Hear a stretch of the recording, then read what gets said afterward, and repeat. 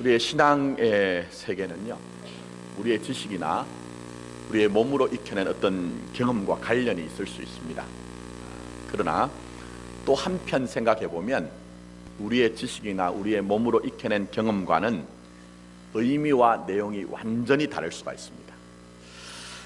한 가지 예를 들어보면요, 속담이란 게 있잖아요.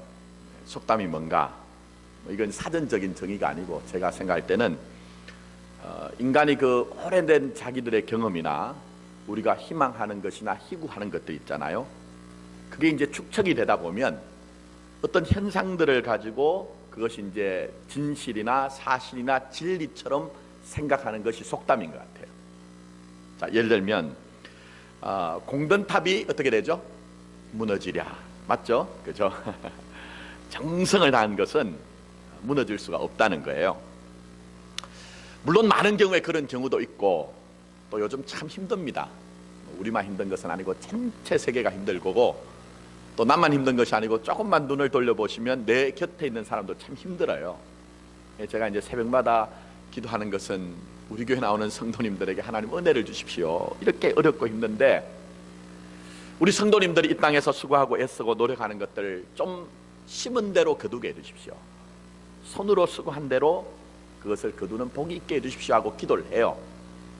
자, 그러나 제가 이미 말씀드린 것처럼 신앙의 세계는 공든탑이라고 표현하는 내 공로나 내 의나 내 열심 정성이 무너질 수 있다는 사실을 이해를 하셔야 됩니다. 아니, 더 정확하게 말씀드리면 하나님의 뜻과 전혀 상관이 없이 세워진 것은 무너진다. 오히려 무너짐으로 말미암아 내 안에 하나님의 것이 세워진다. 그것을 신앙이라고 하는 것이다 하는 것들을 이해를 하셔야 된다는 거예요. 그래서 성경을 보시면 하나님이 자꾸 무너뜨리는 장면이 자주 등장합니다. 예를 들면 대표적으로 바벨탑을 무너뜨리세요. 우리가 우리의 이름을 내자. 근데 그걸 무너뜨리세요. 또 심지어 우리 주님은 뜨인 돌로 우리에게 오셔서 우리가 전부 다 자기 인생의 건축자로서 자기가 지은 집들을 무너뜨리신답니다. 그리고 우리 주님은 자기 자신이 모퉁이 돌이 되어서 내가 너희들을 하늘의 성전으로 믿음의 집으로 만들어낼 것이야. 그것이 나의 열심이요 집념이라고 말씀하고 계세요. 그렇기 때문에 세상에서는 공든탑이 무너지랴 이런 생각을 할 수 있지만 신앙의 세계에서는 내 공든탑이 무너질 수 있구나. 내 열심과 정성과 집념으로 만들어진 것이 얼마든지 무너질 수 있다는 것을 이해해야 됩니다. 오히려 이미 말씀드린 것처럼 내 것이 무너질 때 하나님은 세상 것이 아닌 하나님의 것을 우리에게 세워갑니다. 내가 정말 붙들고 있는데 그것을 놓치게 하심으로 말미암아 오히려 하나님이 당신의 것으로 우리의 교회와 신자인 우리의 삶을 새롭게 하시는 것입니다. 그래서 우리가 지금 정초부터 좀 오래 살펴봤죠. 오늘로 이제 마무리를 하려고 하는데 야곱의 인생이 바로 그런 자리로 나가고 있습니다. 그러니까 야곱은 따로 있는 것이 아니고 야곱으로 표상되어진 것은 교회와 여러분 자신이에요. 그러니까 여기에 드보라와 라헬과 이삭이라고 표상되어진 정말 내게 유익이 되고 내게 힘이 되고 내게 능력이 되지만 그것 때문에 하나님을 철저하게 의지하지 못할 때 하나님은 오히려 그 문제를 해결하심으로 말미암아 우리를 하나님을 절대 의존하는 자리로 교회와 신자를 이끌어 가신다는 내용이 여기에 등장하는 것이죠. 그래서 지난주에는 우리가 드보라의 죽음의 의미를 살펴봤고 오늘은 두 번째로 어떤 면에서 가장 어려웠던 것 같아요. 자기의 사랑하는 아내 라헬의 죽음입니다. 자, 그러면 라헬의 죽음의 의미가 무엇일까? 좀 결론을 먼저 말씀드립니다. 이 라헬의 죽음은 하나님과 상관없이 나에게 속한 옛사람이 있잖아요. 그 옛사람 안에 있는 내 집념과 아집과 고집이 죽는 자리가 라헬의 죽음의 의미입니다. 자, 라헬이 누군가를 우리가 살펴보면 조금 이해가 되실 것 같아요. 라헬이 누굽니까? 야곱이 형 에서를 속이고 자기 집에 있지 못하고 외숙부 밧단 아람에 있던 외숙부 라반의 집으로 도피를 합니다. 근데 그때 그 집에 아주 딸들이 두 명 있었어요. 꽤 괜찮았던 것 같아요. 한 명은 형은 레아, 또 동생은 누구죠? 라헬입니다. 요즘과 달리 이제 그때 풍습은 친족들과 아주 결혼이 흔하던 시대였어요. 근데 야곱이 보기에 하나님은 사람의 그 중심을 보지만 남자는 뭘 보죠? 외모를 봅니다. 제가 청년 사역할 때 예전에 자매들 보고 늘 그런 얘기했어요. 청년들 보고, 야, 하나님은 너희들의 중심을 보지만 남자는 안 그래. 그러니까 좀 꾸미고 다녀라. 제가 그런 얘기를 했거든요. 근데 이 라헬이 레아보다는 훨씬 더 아리따웠어요. 그래서 혹하는 마음으로 이 야곱이 라헬을 연모하게 되었죠. 그래서 라반에게 얘기합니다. 내가 7년 동안을 수고를 할 테니까 이 라헬을 나에게 주십시오. 그렇게 이제 얘기를 했어요. 그래 응낙을 받았습니다. 그리고 난 후에 보니까 창세기 29장 20절에 7년을 하루같이 여겼다. 대단하죠 여러분? 7년을 하루같이 여겼대. 그렇게 수고를 하고 드디어 7년이 지나고 난 이후에 이제 대연이 베풀어졌습니다. 잔치가 베풀어지고, 근데 야곱은 이제 라헬과 결혼하는 줄 알고 처해를 치렀어요. 근데 꾹뀨 하고 닭이 울고, 자 동역에서 이제 해가 떨어오다 보니까 자기 옆에 누웠던 게 누구예요? 라헬이 아니고 레아예요. 언니예요. 아니 이런 일이 있을 수가 있습니까? 그래서 화가 나서 분기탱천해서 외숙부에 가서, 아니 어떻게 이런 일을 합니까? 그렇게 항의를 했더니, 우리 지역에서는 형이 아우보다 뒤서는 일도 없고 아우가 형보다 앞서는 일도 없으니 풍습이 관습이 그러니 어쩔 수 없다 얘기해요. 자, 그러면서 더 억장이 무너지는 소리를 합니다. 만약에 라헬을 네가 정말 사랑해서 결혼하고 싶으면 몇 년을 또 수고를 하라고요? 7년을 또 수고를 하라요. 저 같으면 화가 나서 안 했을 것 같아요. 근데 또 야곱이 7년 동안을 수고를 합니다. 7년을 하루같이 도합 14년을 고생을 해서 이 라헬을 얻었습니다. 얼마나 가력한 사랑입니까? 대단한 사랑입니까? 드라마로 만들만 해요. 근데 여러분 조금만 생각해 보시면, 야, 이 야곱이 정말 집념의 사람이구나. 정말 집념의 사람이구나. 내가 원하는 것을 이루기 위해서 내 수고와 정성과 열심을 가지고 어떻게든지 이것을 이루고 마는 사람이구나 하는 것들이 느낌이 오잖아요. 물론 여러분 집념이 나쁜 것은 아닙니다. 7년을 하루처럼 14년을 하루처럼 그렇게 이길 수 있는 그런 집념과 갈망이 있다면요, 그것을 우리는 세상적으로 역발산의 기계라고 얘기하죠. 요즘처럼 정말 어려운 이 시대에는요, 어떤 면에서 그게 필요해요. 우리에게 큰 산과 같은 인생의 난제가 우리를 가로막고, 또 파도와 같은 문제가 우리에게 밀려올 때도 그만한 집념과 열망과 갈망이 있으면요, 얼마든지 헤쳐나갈 수가 있는 것이죠. 그러나 제가 이미 말씀드린 것처럼 신앙의 세계, 영적인 세계에서는요, 다른 면이 있다는 거예요. 신앙의 세계는 내 편에서 내놓은 내 열심과 정성과 집념도 중요하지만 하나님의 가입한 은혜가 훨씬 더 중요하다는 거예요. 내가 무엇을 하기보다는 하나님의 그 원함과 뜻함이 더 중요하다는 거예요. 때로는 우리가 하나님과의 관계 속에서 하나님이 무엇을 원하는지 알지 못하면 열심히 했는데 그것이 하나님과 전혀 상관없는 일이 될 수가 있다는 것입니다. 그래서 보시면은 야곱에게도 그런 모습이 보이고요, 야곱과 혼인을 했던 라헬에게도 그런 모습이 보여요. 그래서 여러분 우리가 이미 살펴본 것처럼 35장 들어올 때 그 34장과의 사이에는 세월이, 상당한 세월이 있다고 얘기했습니다. 그때 하나님이 침묵하세요. 하나님이 한 번도 나타나시지 않고 하나님이 한 번도 말씀하시지 않았어요. 그리고 드디어는 하나님이 나타나셔서 말씀하신 것이, 야곱아 일어나라, 일어나라, 베델로 올라가라, 그렇게 말씀하셨어요. 그런데 그때 보니까 이상한 장면이 하나 나오죠. 말씀을 보시면 야곱의 집안에 있어서는 안 되는 것이 있습니다.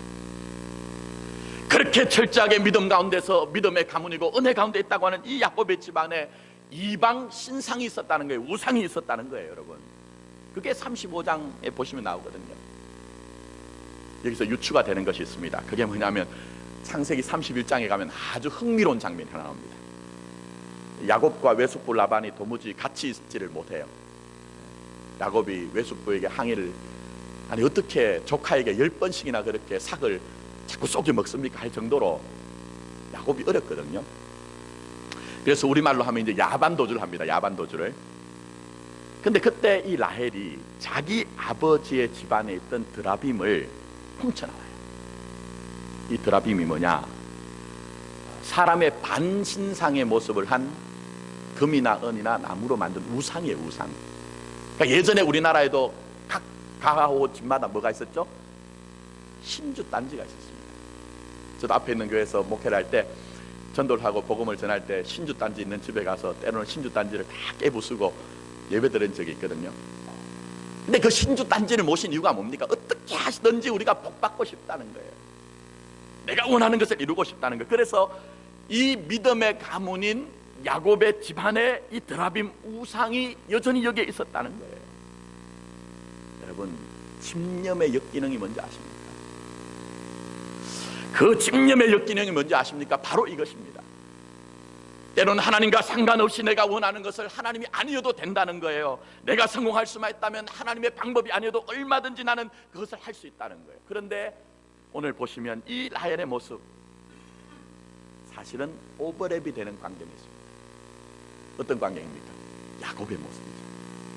야곱도 장자권은 전부 다 은혜로 주어지는 것이거든요. 은혜로 완성되는 것이거든요. 이것은 요한복음 1장 13절에 혈통이나 육정이나 사람의 뜻으로 나지 않고 무엇으로 난다고요? 하나님의 뜻으로 난다는 그 하나님의 자녀됨의 권세를 상징하는 거예요. 내가 하고자 해서 하는 것이 아니라 주어지는 것이 장자권인데, 이 야곱은 어떻게 했습니까? 배가 고픈 형이 왔을 때 밥죽 한 그릇과 거래를 하잖아요. 그 정도는 볼 수가 있지만, 심지어는 눈먼 시력이 어두워진 아버지를 속여서 그 장자권을 탈취를 하거든요. 이 가열찬 모습, 어떻게 해서라도 내 원함을 이루겠다. 이게 바로 야곱의 모습이면서 라헬의 모습입니다. 라헬의 모습이면서 이 야곱의 모습입니다. 그래서 이 집념이란 것이 참 무서운 거예요, 여러분. 우리나라 얘기는 아니고요, 미국 얘기인 것 같아요. 한 농부가 평생 이제 자기 아내를 좀 이제 이렇게 힘들게 했던 것 같아요, 어렵게. 어느 날인가 아침에 자기 동네에 이렇게 지나가는데 평소에 눈여겨보지 않았던 비행장, 우리나라 뭐 비행장이 그렇게 흔하지 않지만 미국에는 이제 비행장이 이렇게 조그만 비행장들이 있지 않습니까? 그게 보니까 프랭카드가 다른 날은 못 봤는데 그날 보니까 눈에 딱 들어오더래요.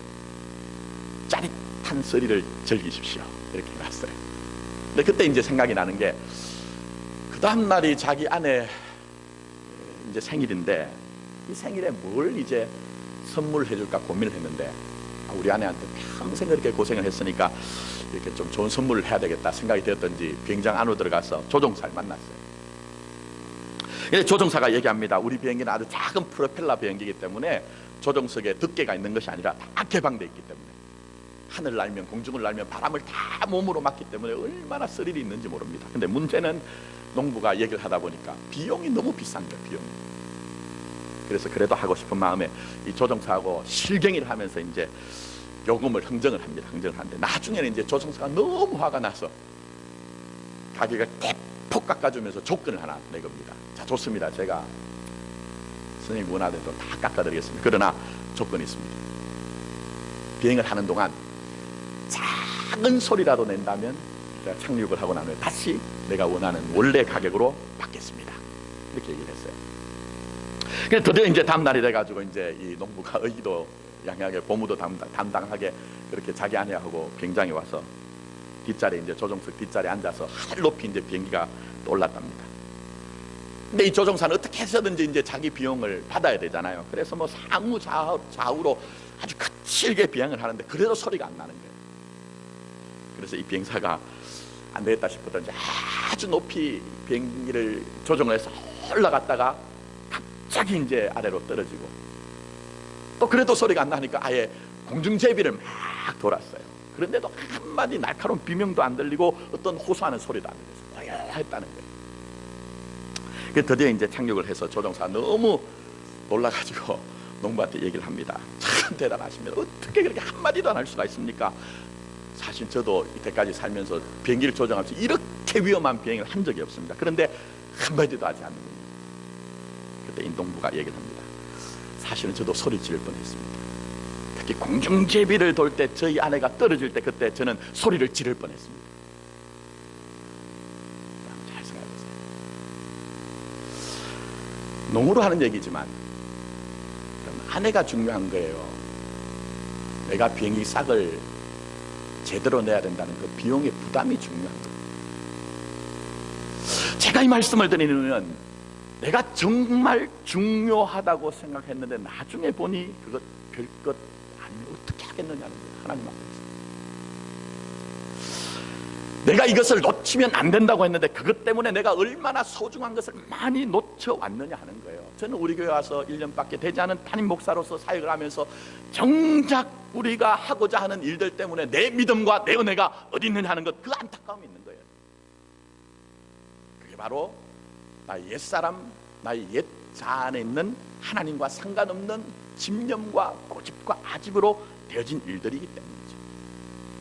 그래서 보시면 이 야곱과 라헬이 얼마나 이 집념과 아집과 고집이 심했던지, 자기 집안의 라헬은 그 드라빔을 붙잡고 있었고 그것을 용인했던 야곱의 모습이죠. 근데 그 야곱과 그 라헬이 멀리 있는 것이 아니라 바로 우리 교회와 우리 자신의 모습이란 거예요. 여러분, 라헬은 원래는 약속 안에 있던 자가 아닙니다, 성경적으로는. 그러나 야곱과 혼인함으로 말미암아 언약 안으로, 약속 안으로 들어온 자의 표상이에요. 또 야곱은 어떻습니까? 여러분, 하나님에게 체결되어진 인생이잖아요. 그것을 보여주기 위해서 태중에 있을 때 하나님이 뭐라고 하죠? 큰 자가 어린 자를 섬기리라고 말씀하신 것이 바로 너의 인생은 내 안에 있다는 거예요. 자, 그런데 이 야곱이나 라헬이나 지금 이 하나님의 언약에 합당한 모습이 보여지질 않아요. 마찬가지로 우리는 라헬처럼 에베소서 2장 1절에 허물과 죄로 죽었던 너희라고 얘기했어요. 여러분, 우리가 생명이 있는 자리에서 생명이 있는 자리로 나온 것이 아니고 가능성이 있는 자리에서 가능성이 있는 자리로 나온 것이 아니라, 우리는 저 세상에 있는 사람들과 다 방불하게 죄의 삭수로 말미암아 다 죽었던 자리에서 예수 그리스도에 가입한 그 십자가의 은혜로 말미암아 생명과 새로운 하나님의 나라의 가능성을 가진 자가 되었다는 거예요. 그러므로 라헬이 우리죠.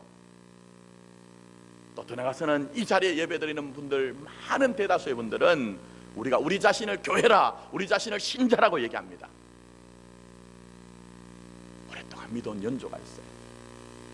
때로는 어떤 분들은 저한테 저희 집안은 5대 6대째 예수를 믿었다고 얘기합니다. 대단하시고 그거 자부심 가질만 합니다. 그러나 돌아보자는 거예요. 우리는 때로는 야곱처럼 라헬처럼 입술로는 하나님 하나님이라고 부르지만 여전히 내 속에서는 내 옛사람에 속한 그 고집과 아집과 집념 때문에 하나님에게 중요하지 않은데 내게 너무 중요하기 때문에 하나님과 뜻함과 전혀 상관없이 집념 어리게 고집과 아집으로 그것을 아직도 이루어가는 모습이 여전히 있더라는 거예요, 여러분. 근데 때로는 우리가 이 야곱과 라헬이 여전히 우상을 가지고 있는 것처럼 지금 이 시점에서도 내 원함과 내 뜻함이라고 하면 하나님이 아니어도 괜찮아요. 하나님이 아니어도 괜찮다는 거예요. 신앙적이지 않아도 괜찮다는 거예요. 올바르지 않아도 괜찮다는 거예요. 내 것만 이루면 된다는 거예요. 이게 바로 우리 안에 있는 야곱과 라헬의 모습이랍니다. 그러나 여러분, 기독교의 신앙을 아십니까? 복음의 진리를 아세요? 교회와 신자는 하나님의 큰 은혜 경륜 가운데 있습니다. 하나님이 그렇게 살 수 없도록 하셨다.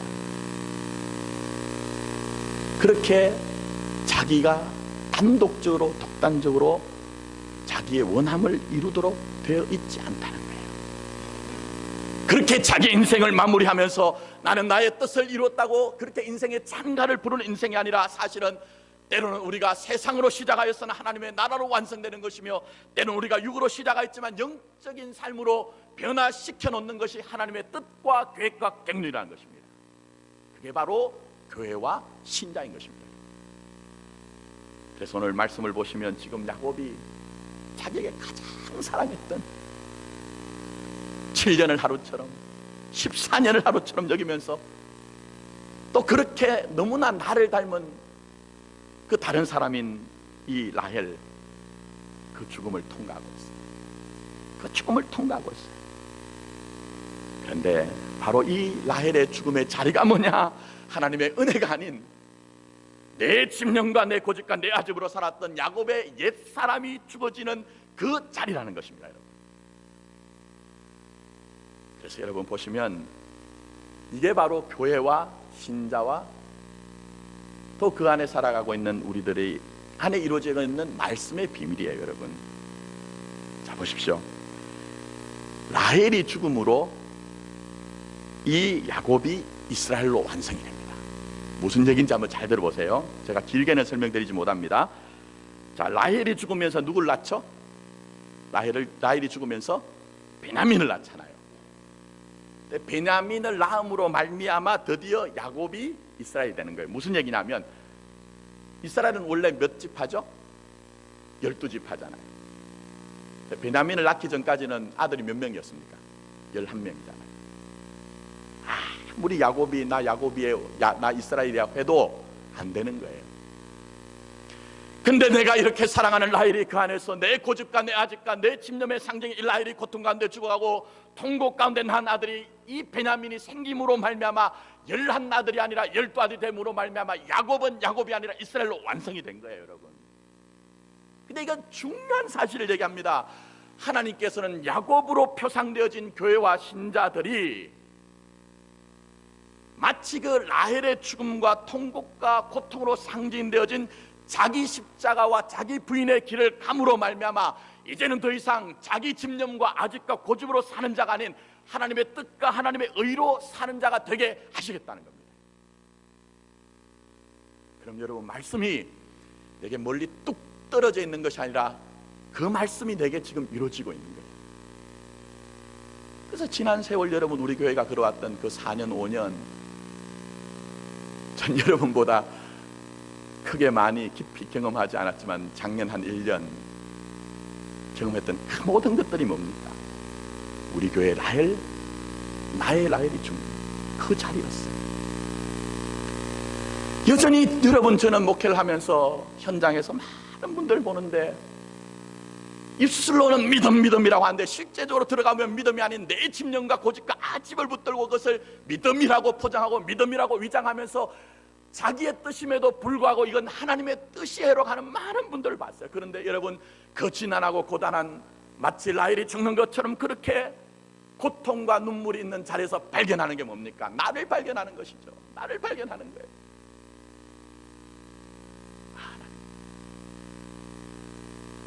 내가 하나님을 위해서 산다. 하나님을 위해서 살았군요. 나 자신을 위해서 살았고, 사실은 하나님 주여 주여 그렇게 이름 불렀지만 그게 사실은 하나님을 이용하는 나였군요 하는 것을 알게 되었다는 거예요. 사랑하는 성도 여러분, 이제는 우리가 이 시점에서 7년을 하루처럼 14년을 하루같이 여기며 우리의 온갖 정성과 열심으로 이룬 것이기 때문에 도무지 포기하지 못하는 것이 무엇인지를 식별 분별하셔야 됩니다. 내가 쟁취하고자 했고 내가 성취하고자 했기 때문에 이제 나는 그래도 내가 내려놓지 못하고 있는 것이 무엇인지를 살펴봐야 됩니다.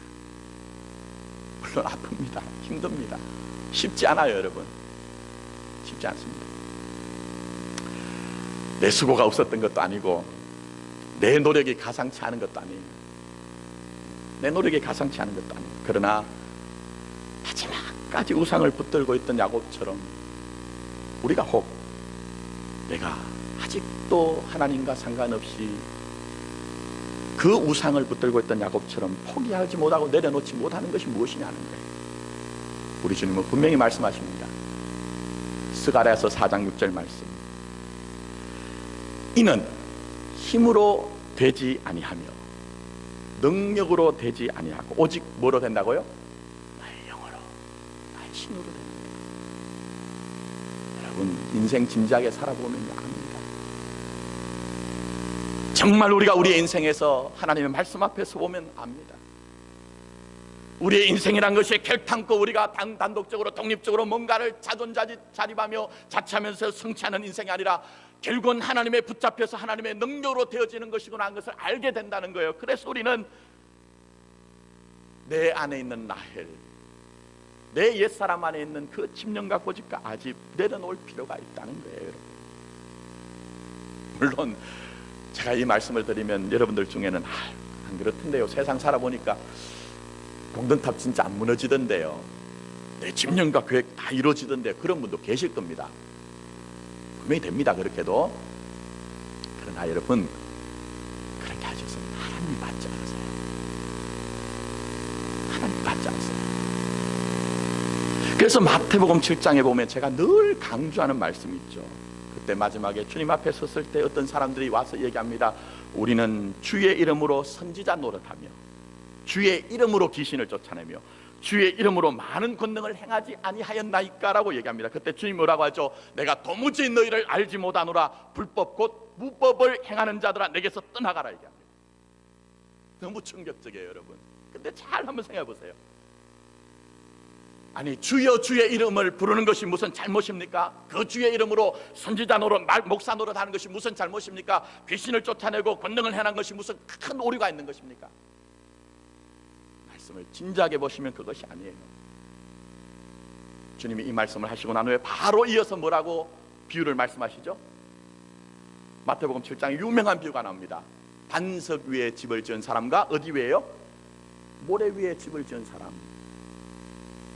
내용은 아시기 때문에 그거 풀어드리지 않습니다. 그러나 우리 주님이 반석, 사도 바울은 반석을 곧 그리스도라고 얘기했거든요. 반석 위에 집을 지었다는 것은 하늘의 집이 되었다는 거예요. 하늘의 성전이 되었다는 거예요. 근데 그 반석 위에 집을 지은 사람에 대해서 주님이 뭐라고 합니까?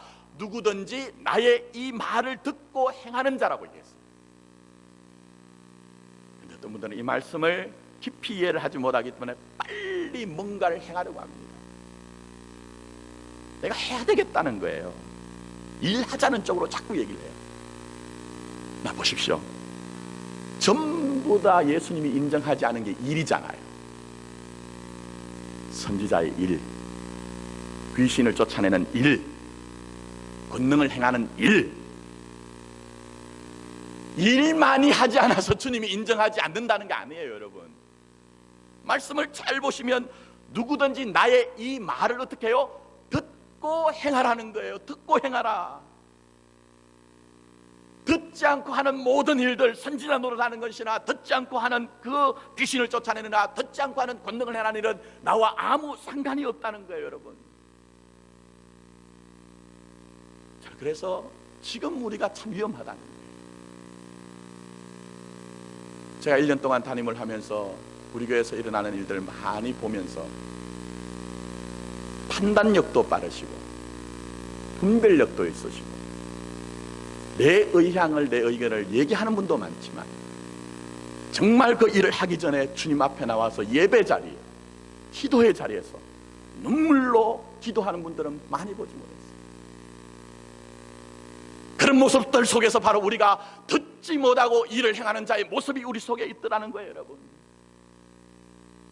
듣지 아니하고 자기의 소견대로 자기의 견해대로 다 고집돌한 것은 우리 주님이 아니올시다라고 지금도 우리에게 말씀하고 있는데 여전히 우리는 듣지 못하고 우리가 우리의 일들을 집념어리게 고집있게 아집있게 우리가 하더라는 거예요, 여러분.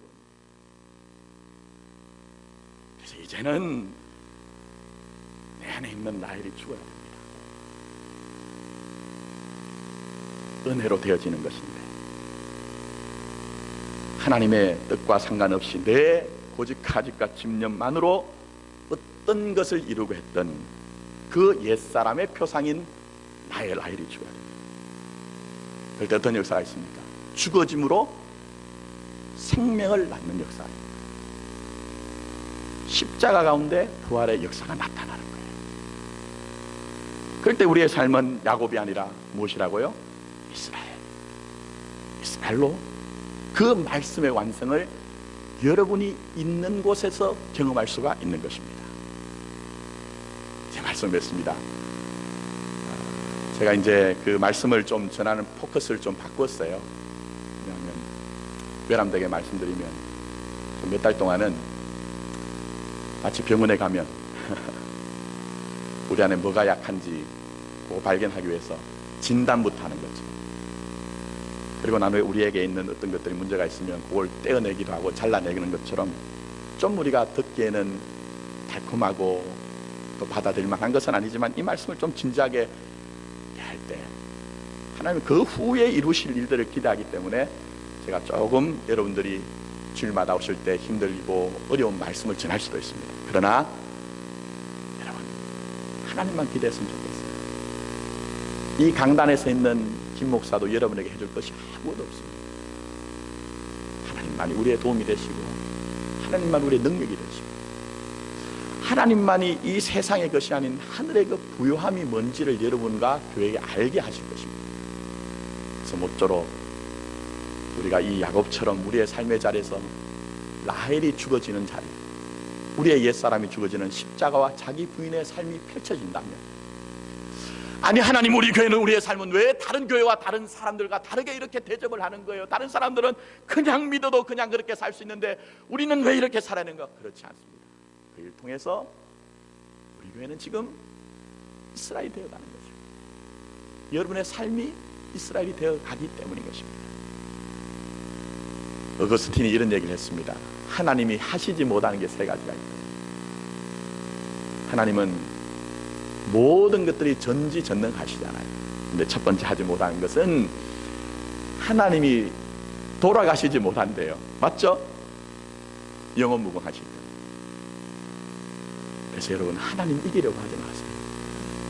저도 하나님 이기려고 안 할게요, 여러분. 그런 목사 안 되려고 정말 몸부림칠게요, 여러분. 두 번째, 하나님은 회개하지 않는 죄인은 용서하지 못한다.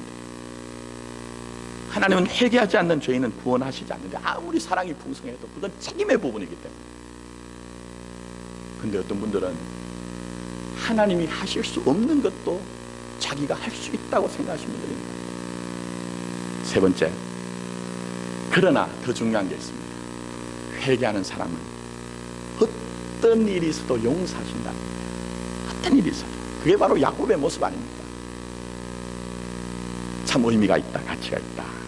여러분, 회개라는 것이 무슨 큰 도둑질을 했기 때문에, 사기를 했기 때문에 내가 회개하는 거 아니에요. 또 눈물 콧물 흘리며 내가 그렇게 했다는 것이 회개가 아닙니다. 그냥 자책만 하는 것이 회개가 아니에요. 진짜 회개는 하나님, 내가 그렇게 큰 은혜를 받았는데 아직도 내가 이렇게 고집과 아집으로 살고 있군요 하는 것을 알고 그것을 내려놓는 것이 진짜 메타노이아, 회개라는 거예요. 우리 교회가 그런 자리에서 발견됐으면 좋겠어요. 우리 인생이 그렇게 발견되었으면 좋겠어요. 그래서 보여지기에는 내게 가장 소중했던 라헬의 죽음이지만, 그 죽음을 통과할 때 이스라엘이 된 야곱처럼 그 십자가 가운데 연합함으로 말미암아 부활의 능력이 우리에게 임하고, 오히려 그 생명의 주님께서 우리를 새롭게 하시는 교회와 신자가 되는 저와 여러분 되기를 예수님의 이름으로 축복합니다. 아멘. 기도드리겠습니다. 돌아보면 우리 교회의 발자취와 우리의 인생에는 원함이라는 것이 이루어진 자리가 믿음의 자리가 아니라는 것을 다시 한번 생각합니다. 야곱의 인생의 라헬의 죽음, 7년을 하루같이 14년을 하루같이 내 집념과 열정을 쏟아서 만들어낸 그 표상이 라헬입니다. 우리도 어쩌면 이 교회 안에서 내가 평생 동안 믿어오기도 하고 대를 이어서 믿어오면서 이런 교회가 되었으면 좋겠다고 하는 그 집념으로 열심으로 그렇게 그려낸 교회였는데, 그것 때문에 우리가 힘들어하고 어려워했습니다. 우리의 인생도 때로는 하나님의 계획이 있음에도 불구하고 고집하고 아집했기 때문에 이제 돌아보니 그것이 첩경이 지름길이 아니었고 오히려 굽어진 길을 왔구나 하는 것을 알게 되었습니다. 그러나 택하신 교회와 택하신 교회는 정확하게 라헬의 죽음으로 표상되는 그 십자가의 자리에 설 수밖에 없습니다. 주님, 영적인 안목이 열려지게 하시고 우리의 귀가 열려지게 하시고 마음이 열려져서 주님의 음성을 듣게 하시고 그 십자가를 바라보므로 말미암아 우리의 옛사람과 옛자 안에 있는 우리가 하나님과 상관없는 집념과 고집과 아집이 전부 다 십자가에 못 박혀짐으로 말미암아 이 베냐민 곧 생명을 낳았던 역사처럼 우리에게 부활과 생명의 역사가 교회와 신자인 우리의 삶에 충만하게 임하게 하여 주셔서 이제 새로워지길 원합니다. 정말 새로워지길 원합니다. 이제는 자고 의면하지 아니하고 세상과 사람들의 우리가 그러한 의향을 따르는 교회가 신자가 아니라 주님 뜻 똑바로 알고 주님의 뜻을 이루어가는 교회와 신자가 되어지게 하시고, 그래서 우리의 남겨진 인생에 언젠가 돌아보면 그 일 때문에 눈물과 통곡의 순간, 십자가를 지나온 순간, 그것 때문에 내가 이스라엘이 되었구나, 말씀의 완성이 내게 이렇게 체득이 되었구나, 간증하고 증거하고 고백하는 우리의 삶이 되어지게 하여 주셔서 이 모든 말씀 예수님의 이름으로 기도드립니다. 아멘.